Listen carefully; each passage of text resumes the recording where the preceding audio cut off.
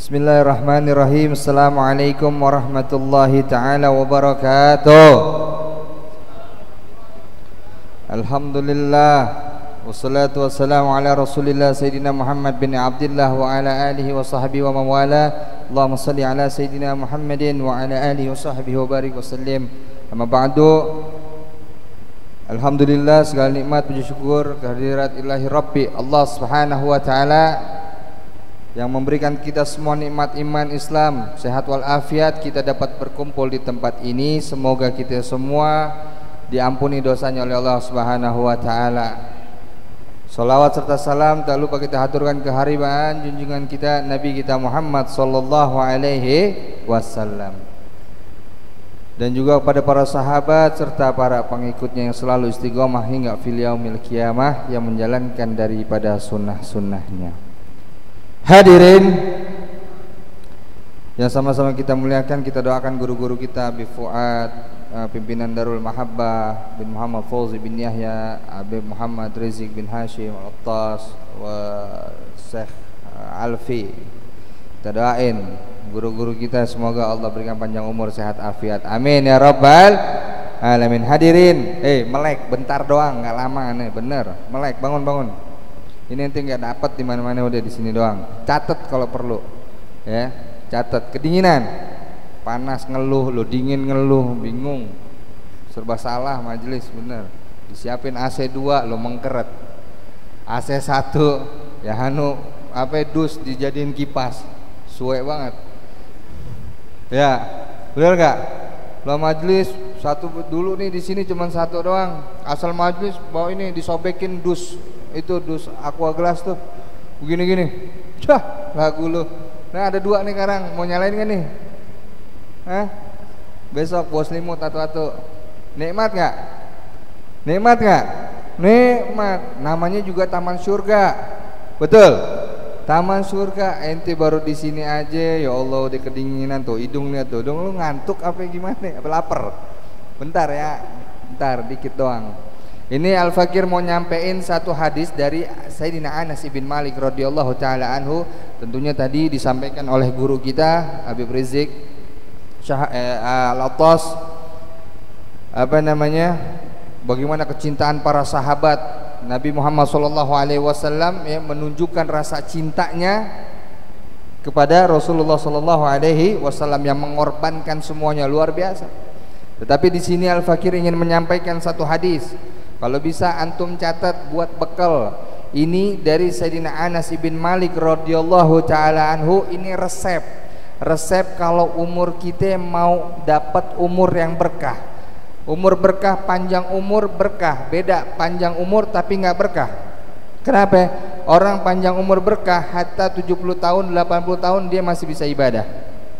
Ya, dia masih bisa ibadah. Salah satu contoh, ya, Allahyarham Syarifah Khairiyah binti Saleh bin Yahya, ibunda dari Habib Fuad ini, ya, waktu meninggal dunia itu umurnya kalau nggak salah 60-an ya, kalau nggak salah 60-an ya, 60 tahunan beliau. Sakit nih, lagi dalam keadaan sakit, dirawat di rumah sakit. Tetapi dimaksimalkan ini untuk terus bisa ibadah, untuk terus bisa sholat. Itu namanya umur yang berkah. Hatta ente mau 70, 80, 99 tahun lagi, ada nggak orang yang umur 80 sampai 70 masih minum Homer? Ada nggak? Ada nggak? Banyak. Itu umur mau panjang kayak apa percuma, nggak berkah. Karena karena tidak digunakan untuk ibadah. Selain umur yang berkah, ya, kita sudah mendapatkan umur yang berkah, dan juga resep ini kita mendapatkan rezeki. Ya, rezeki ini yang banyak, yang barokah, tentunya halalan thayyiban. Ya. Ini yang pertama, kata Nabi sallallahu alaihi wasallam, yang pertama ya ini adalah menyambung daripada tali silaturahmi. Catat. Nanti nggak dapat di mana-mana nih. Kalau nggak ntar lihat di YouTube. Betul nggak, Beb? Gitu. Menyambung silaturahmi. John, ngantuk lo ya? Bangun. Oh iya. Menyambung tali silaturahmi. mau kata orang tuh benci sama kita, mau kata tuh orang gedek sama kita, mau kata tuh orang model bagaimana sama kita, biarin, urusan dia. Tapi kita tetap nyambung silaturahmi. Dan hati-hati, khususnya untuk keluarga, sama keluarga kita, mau paman, mau bibi kita, mau sepupu kita, siapapun itu, ya, sambung tali silaturahmi kalau umur kita mau berkah. Jangan kebanyakan musuhan, jangan kebanyakan berantem, jangan kebanyakan cuek-cuekan. Mau orang kayak gimana biarin. Ngerti gak? Sambung silaturahmi. Apalagi ini di majelis ilmu, majelis talim, si A sama si B udah gedek sedikit, ngelihat, pura-pura nggak ngelihat begini, matanya tapi ngelirik gitu. Suwe datang lagi dia. Begitu. Nggak mau ngaji karena benci sama seseorang. Bodoh nggak? Bodoh. Nggak mau ngaji karena ada masalah sama orang, nggak mau silaturahmi, nggak mau datang. Bodoh nggak? Bodoh. Nggak mau menyambung silaturahmi. Naudzubillah min dzalik. Ya Ustaz, dia udah blok saya, dia nggak mau save nomor saya, dia begini, biarin urusan dia. Urusan kita sama Allah. Karena ini pesan Nabi. Al-Fakir nyampe ini pesan Nabi. Dari siapa? Dari Sayyidina Anas bin Malik radhiyallahu taala anhu. Karena ini Sayyidina Anas ini salah satu sahabat Nabi yang mewariskan hadis-hadis dari Nabi Shallallahu Alaihi Wasallam yang paling banyak. Kenapa? Karena Sayyidina Anas ini dari kecil beliau itu mengikuti Rasulullah Shallallahu Alaihi Wasallam sampai Rasulullah wafat. Ini Sayyidina Anas bin Malik. Selain Sayyidina Anas ada Sayyidatuna Aisyah. Itu yang yang memegang mengingat daripada perkataan Nabi Shallallahu Alaihi Wasallam. Lalu yang kedua apa? Yang kedua, bertakwa kepada Allah Subhanahu wa taala dan meninggalkan daripada kemaksiatan. Ini kalau umur mau berkah. Bertakwa kepada Allah, kita ibadah, kita jalankan kewajiban-kewajiban kita sebagai muslim. Salat 5 waktu. Syukur-syukur salatnya tepat waktu. Jangan kita mentang-mentang lagi di jalan terus udah gitu cuman gara-gara kita duduk di sini di lantai atau di mana ngerasa diri kita kotor terus kita lalai dengan sholat. Jangan. Minimal kita gugurin kewajiban kita. Boleh gugurin kewajiban kita di waktu sholat. Contoh zuhur, ente habis kerja nguli misalkan, bangunan misalkan kotor nih baju kita nggak ada baju lagi. Minimal kalau udah ketutup aurat antum sholat. Masalah nggak? Enggak. Atau dari bengkel kan oli mulu tuh, ya nggak? Gugurin kewajiban minimal ente dalam waktu sholat zuhur ente usahain sholat. Nanti kalau ente ragu sampai rumah nanti atau besoknya kodok, ini gugurin kewajiban kita. Waktunya sholat, jangan banyak banget orang yang lalai sama ibadah. Ntar aja Ustaz, baju kotor, laguan lo kayak diri lo bersih. Bener nggak? Bener? Nggak bisa begitu. Mau di jalan dimanapun tetap kita gugurin kewajiban kita. Tetap kita harus ibadah yang wajib, yang fardu wajib kita jalanin. Jangan kita anggap enteng. Ini masalah sholat doang. Apalagi ngaji, taklim, nih begini nih. Kita tatap muka begini taklim, mendengarkan nasihat, kita bawa pulang bekal. Kenapa Al-Fakir seringkali bilang catat? Kenapa? Buat bekal, karena gua nggak mau gua ngomong panjang lebar besok lo lupa, sia-sia, betul nggak? Biar apa? Biar ada oleh-oleh ente pulang bawa sesuatu hal yang manfaat. Faham sampai di sini? Paham ya? Bertakwa kepada Allah dan juga menjauhi daripada kemaksiatan.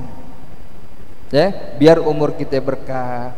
Terus biar kita mendapatkan rezeki yang banyak dan juga yang halal, yang barokah. Itu yang kedua. Yang ketiga apa?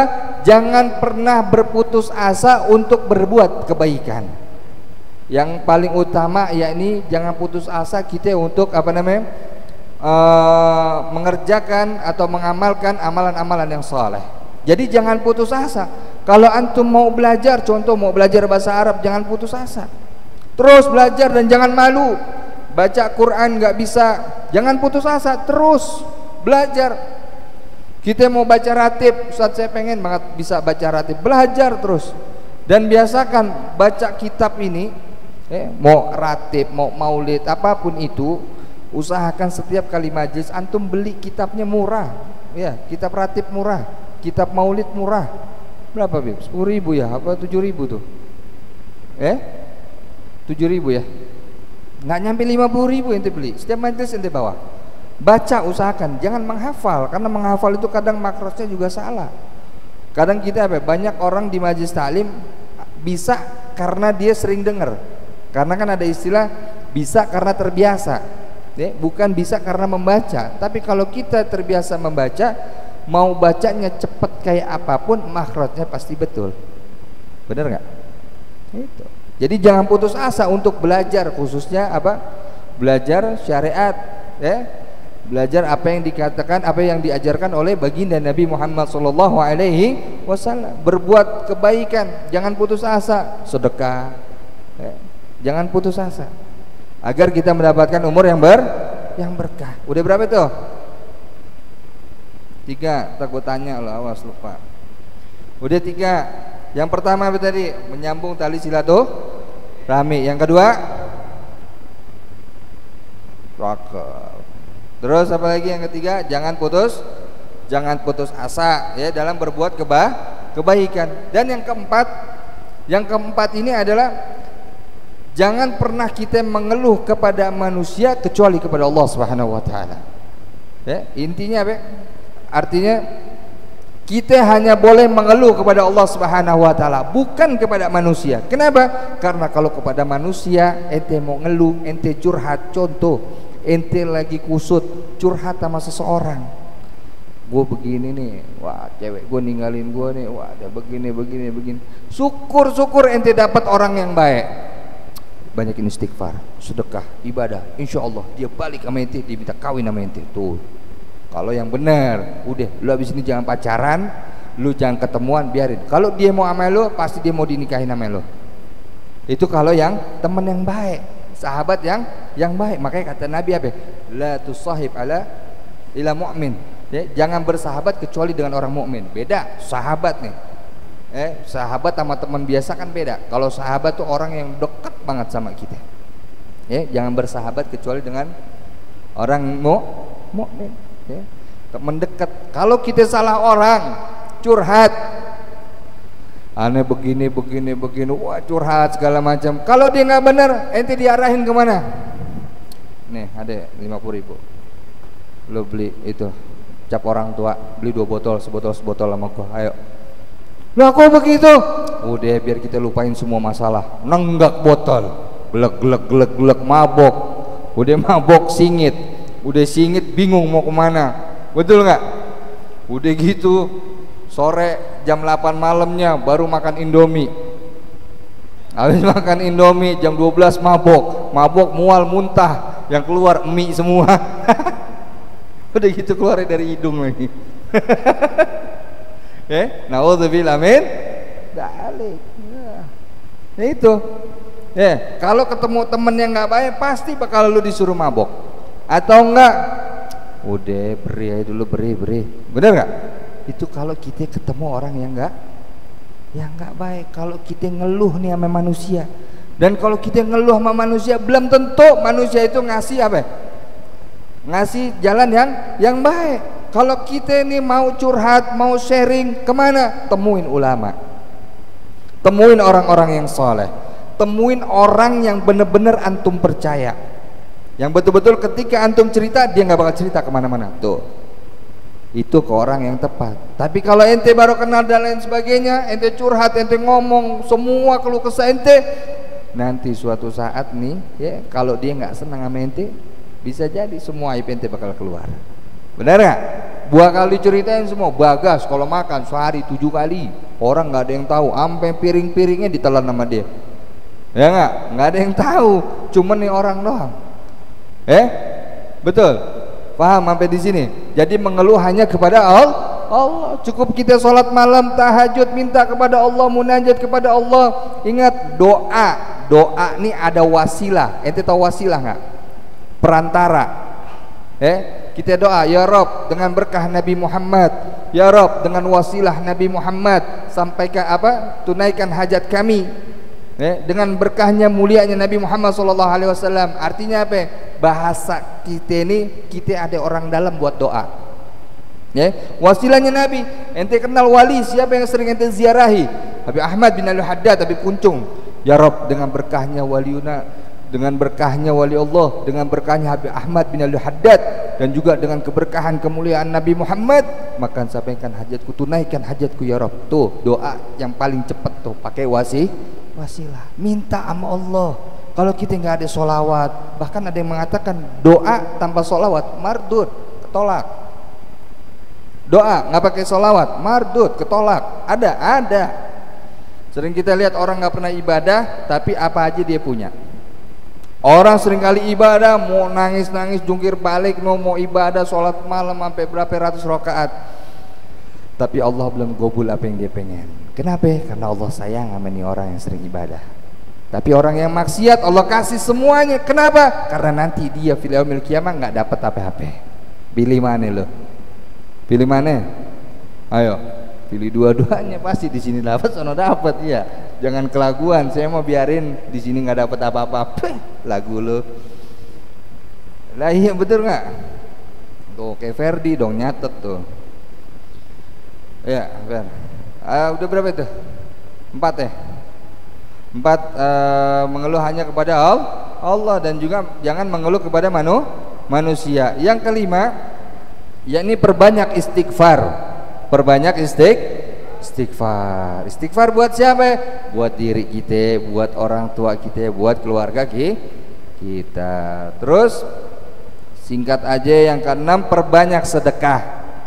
Perbanyak sedekah. Kalau antum nggak bisa buat sedekah, minimal nih, lu kan di mari nih di majlis Darul Mahabah atau majlis taklim lainnya, ente nggak bisa sedekah, minimal ente share ke teman-teman. Ente pada punya handphone kan, ada berapa kontak di handphone ente? 100, 200, 300, 1000. Share. Bohong kalau nggak ada yang nyangkut, pasti ada yang nyangkut. Ajak orang bersedekah. Biar apa? Biar antum juga kebagian pahalanya. Ajak orang sedekah.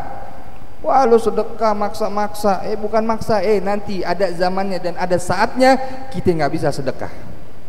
Dan semua orang itu nggak ada nggak mau nerima sedekah, karena semua bukan tajir semuanya, kaya semuanya. Lu bingung kalau kaya semua sedekah kemana? Mau lihat Saudi dulunya, kalau sekarang sih karena corona katanya sepi, katanya. Bingung orang Saudi juga. Pedagang-pedagang dari Yaman, Hadramut tuh yang di Saudi, yang di Madinah, udah pada pulang kampung semuanya. Karena apa? Nggak ada aktivitas. Saudi tuh segimana nggak kayaknya tuh. Bener nggak? Lu mau sedekah di sana bingung. Mau sedekahnya kemana? Paling nggak sama orang-orang yang bukan asli penduduk Saudi. Kalau asli penduduk Saudi, tajir semua. Orang kaya punya mobil, minimal punya mobil. Tuh dahsyat ya tuh orang Saudi. Nah ntar sekarang nih kalau kita nggak bisa sedekah nih, bingung lo mau naruh di mana sedekah, mau santunan kemana bingung. Yatimnya udah tajir semua, Bib. Ya nggak? Lebih bingung. Bener? Nanti ada saatnya, ada waktunya kayak begitu kita bakal bingung tuh. Kalau nggak kita paksain dari sekarang, bawa sedekah hatta 10.000, 2.000 nggak apa-apa.